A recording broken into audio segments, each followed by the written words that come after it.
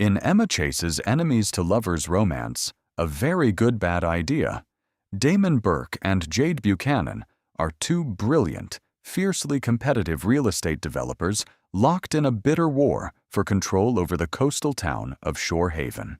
Both Damon and Jade have set their sights on Block 42, Lot 17, a multi-million-dollar oceanfront estate that represents the ultimate prize in local real estate. Before her death, the mansion's eccentric owner, Clarabelle Spickett, separately led both Damon and Jade to believe they would individually inherit the entire property.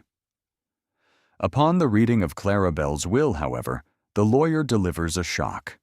Neither Damon nor Jade receives the land outright. Instead, Clarabelle leaves the estate to both of them jointly, attached to a strict, non-negotiable 4-month cohabitation clause.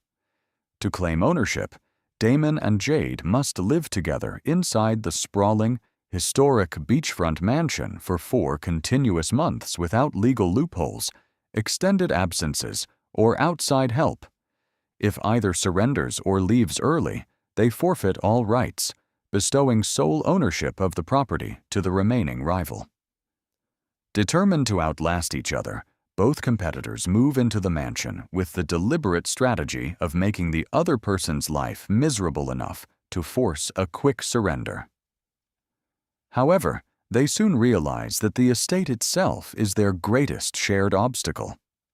Years of neglect have left the grand house in severe disrepair, presenting them with collapsing ceilings, leaking roofs during coastal rainstorms, faulty electrical wiring, and sudden wildlife infestations. As major sections of the house become uninhabitable, their separate living arrangements collapse, systematically stripping away their physical boundaries and forcing them out of their isolated wings into shared living spaces, eventually leaving them with no choice but to sleep in the same bedroom and share the same bed. Initial efforts at petty sabotage and sharp-tongued mind games gradually give way to a pragmatic truce as managing daily structural emergencies obliges them to pool their skills to keep the mansion from falling apart around them. Trapped in close quarters, without the buffer of their corporate personas, their defensive shields begin to break down. Forced proximity prompts them to share raw personal backstories, exposing childhood vulnerabilities, family pressures, and the underlying fears that drove them into hyper-competitive careers. The intense professional friction and simmering tension that once fueled their hatred slowly transform into undeniable, electric physical attraction, leading to passionate encounters as both come to appreciate that their rival is the only person who truly matches their intellect, sharp wit, and ambition. As the 4-month deadline arrives and the estate mandate comes to an end, Damon and Jade must face the reality of what happens next to Block 42. Lot 17 and their relationship.